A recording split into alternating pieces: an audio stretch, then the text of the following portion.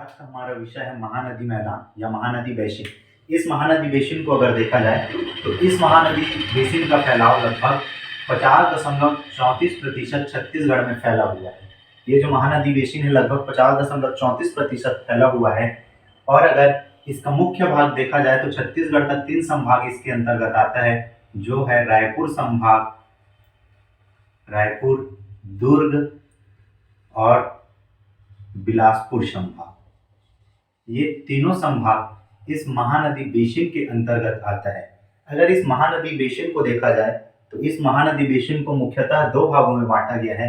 एक है आपका सीमांत उच्च भूमि, सीमांत उच्च भूमि, और एक भाग है आपका महानदी बेसिन।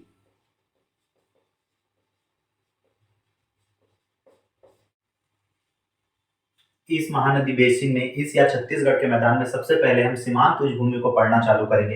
अगर सीमांत उच्च भूमि को पढ़े तो सीमांत उच्च भूमि में सबसे पहले आपका ये वाला जो क्षेत्र है, ये जो आपका क्षेत्र होता है, यहाँ पे आता है मैकल पर्वत श्रेणी। ये जो क्षेत्र है यहाँ पे आता है मैकल पर्वत श्रेणी, मैकल पर्वत श्रेणी। इस मैकल पर्वत श्रेणी के कारण जो यहाँ पे कवर्धा जिला और आरजेएन जिला है, यहाँ पे पानी कम गिरता है। अगर इस मैकल पर्वत श्रेणी की बात की जाए तो इस मैकल पर्वत श्रेणी का सबसे ऊंची हिस्सा है, सबसे ऊंचा हिस्सा, जिसे आप मध्य छत्तीसगढ़ का सबसे ऊंचा हिस्सा भी बोल सकते हो, बदरगढ़ चोटी। बदरगढ़ चोटी, इस चोटी की ऊंचाई है 1176 मीटर। इस चोटी की ऊंचाई है 1176 मीटर। इसी अगर मैकल पर्वत श्रेणी के थोड़ा सा नीचे आए, इस मैकल पर्वत श्रेणी के थोड़ा सा नीचे आते हैं तो यहाँ पे आपको मोहला मानपुर अंबागढ़ चौकी वाले इलाके पे बोरिया टिब्बू देखने को मिलता है। इस इलाके पे एक जगह देखने मिलेगा बोरिया टिब्बू, बोरिया टिब्बू। ठीक, ये आपका जिला है अंबागढ़ चौकी। पहले ये राजनांदगांव में आया करता था, लेकिन अब ये आ गया है अंबागढ़ चौकी। अगर इसके बाद थोड़ा सा इस बालोद वाले क्षेत्र में जाए तो बालोद वाले क्षेत्र में आपको देखने मिलेगा दल्ली राजहरा की पहाड़ी, दल्ली राजहरा पहाड़ी। इस दल्ली राजहरा पहाड़ी के थोड़े से आप अगर बाएं में जाते हैं तो ये आपका धमतरी वाला क्षेत्र। इस धमतरी वाले क्षेत्र में आपको देखने मिलेगा सिहावा पर्वत, सिहावा पर्वत। इसी सिहावा पर्वत से धमतरी नदी का उद्गम हुआ है, जो पहले थोड़ा सा बालोद की ओर, फिर कांकेर की ओर, उसके बाद वापस धमतरी की ओर जाते हुए 11 जिले से होके छत्तीसगढ़ में 11 जिलों से बहती है। इस महानदी का उद्गम जो है वो है आपका सिहावा पर्वत। इस सिहावा पर्वत के थोड़े से बाजू में जाओगे, ये वाला एरिया आपका, तो इस वाले एरिया को बोला जाता है नरियर पानी, नरियर पानी। इसके बाद इसी गरिया बांध के आप पूर्वी दिशा में जाओगे तो ये पूर्वी दिशा में आपका भातरीगढ़ की पहाड़ी स्थित है, भातरीगढ़ की पहाड़ी स्थित है। इस भातरीगढ़ के पहाड़ी के ऊपर अगर आप जाते हैं, इस भातरीगढ़ की पहाड़ी के अगर थोड़े से ऊपर जाते हैं तो इस भातरीगढ़ की पहाड़ी के ऊपर आपको यहाँ पे महासमुंद वाले एरिया पे देखने मिलेगा सोनबेरा पठार, सोनबेरा पठार, जिसका कुछ हिस्सा उड़ीसा में भी आता है और कुछ हिस्सा छत्तीसगढ़ में भी आता है। इसी के ऊपर ही आप महासमुंद वाले इलाके में जाओगे तो एक मिलेगा आपको शिशुनाग पर्वत, शिशुनाग पर्वत। इसके बाद और थोड़ा सा ऊपर जाया जाए, जो आपका जसपुर रायगढ़ वाला क्षेत्र है, इस जसपुर रायगढ़ वाले क्षेत्र में लगभग ये वाले क्षेत्र में आपको देखने मिलेगा लुडेंग पहाड़ी, लुडेंग पहाड़ी। इसी लुडेंग पहाड़ी से केलो नदी का उद्गम हुआ है, इसी लुडेंग पहाड़ी से केलो नदी का उद्गम हुआ है। इसके बाद अगर आप लुडेंग पहाड़ी के थोड़े से बाएं में जाते हैं तो ये वाला जो सरगुजा और कोरबा वाला जो क्षेत्र है, यहाँ आपको मिलेगा छुरीमती रिंगा की पहाड़ी, छुरीमती रिंगा पहाड़ी। इस छुरीमती रिंगा पहाड़ी के बाजू में जाते हैं आप तो यहाँ पे आपको मिलेगा पेंड्रा लोरमी का पठार, पेंड्रा लोरमी पठार।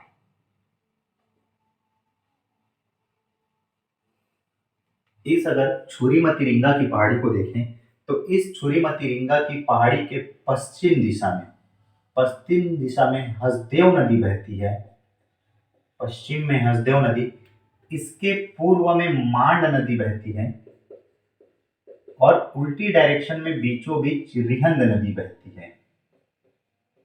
रिहंद नदी इसी छुरी मतिरिंगा पहाड़ी के जस्ट ऊपर में, अगर जस्ट इसके उत्तर दिशा में देखा जाए तो इसके जस्ट उत्तर दिशा में महादेव पहाड़ी स्थित है।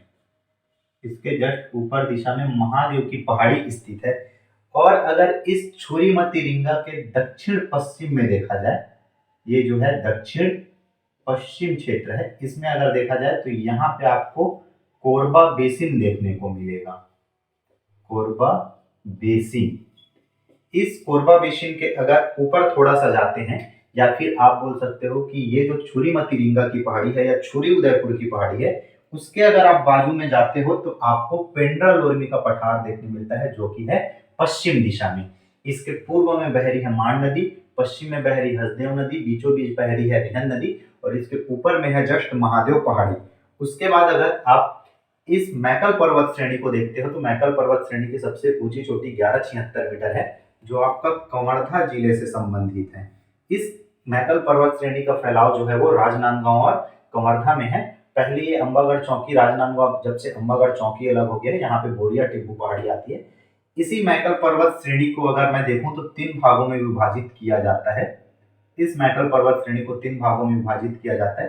कवर्धा में इसे कांदावानी हिल्स कहा जाता है, कांदावानी हिल्स कहा जाता है। राजनांदगांव में इसे फुलझारी पहाड़ी कहते हैं, फुलझारी पहाड़ी। और राजनांदगांव के ही दक्षिणी हिस्से में इसे प्रज्ञागिरी की पहाड़ी कहते हैं, प्रज्ञागिरी पहाड़ी।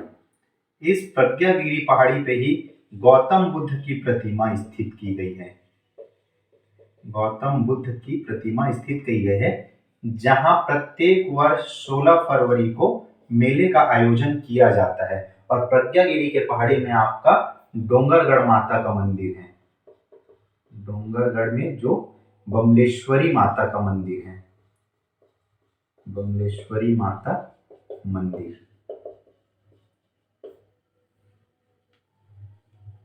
इसके बाद अगर महानदी बेसिन या महानदी मैदान को देखें, महानदी मैदान को देखें तो महानदी मैदान में 2 नदियां बहुत ही ज्यादा प्रमुख है।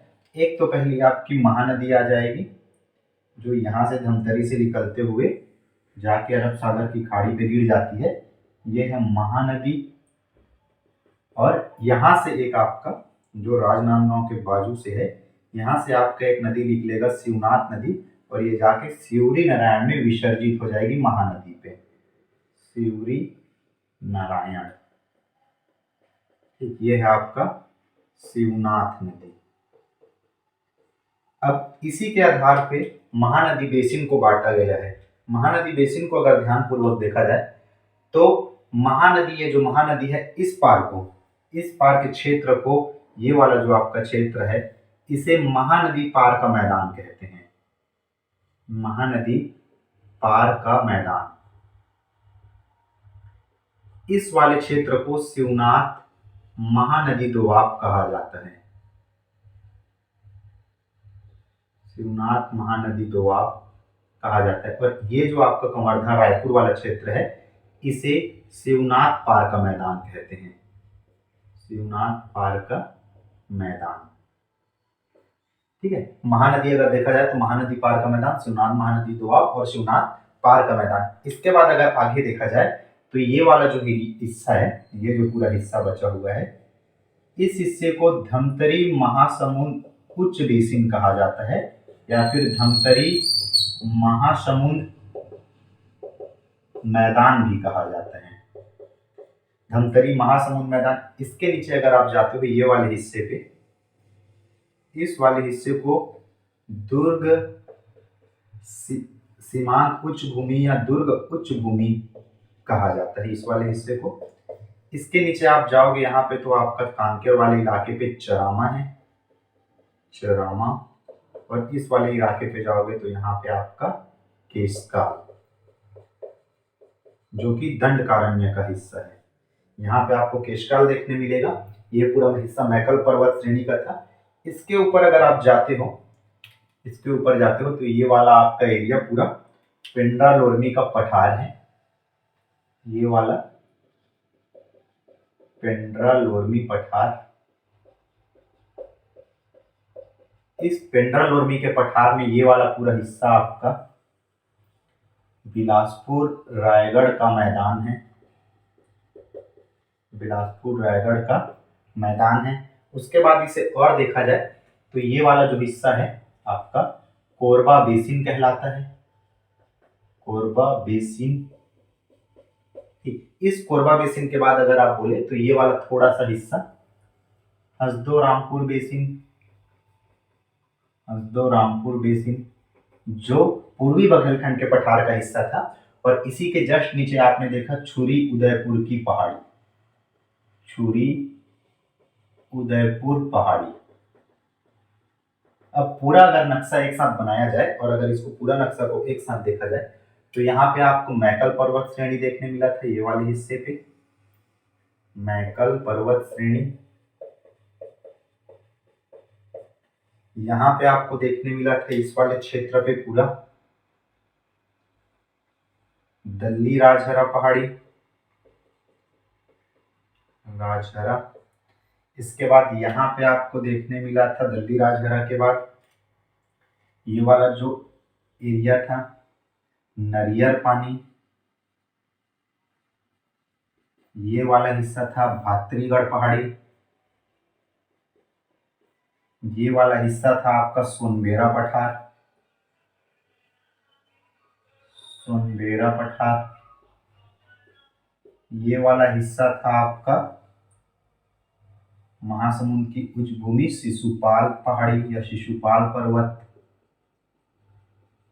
ऐसा करके पूरा ये था, ये छुरी उदयपुर की पहाड़ी। उसके बाद कोरबा बेसिन, यहाँ पे पेंड्रा लोरमी पठार। तो अगर एक बार फिर से बता दिया जाता है, महानदी का मैदान जो है कुल 50.34% है। ये रायपुर, दुर्ग और बिलासपुर संभाग में फैला हुआ है और ये मुख्यतः दो भागों में बटा है, सीमांत उच्च भूमि और महानदी बेसिन। आगे का क्लास कंटिन्यू करेंगे। अगला टॉपिक हमारा रहेगा नदी।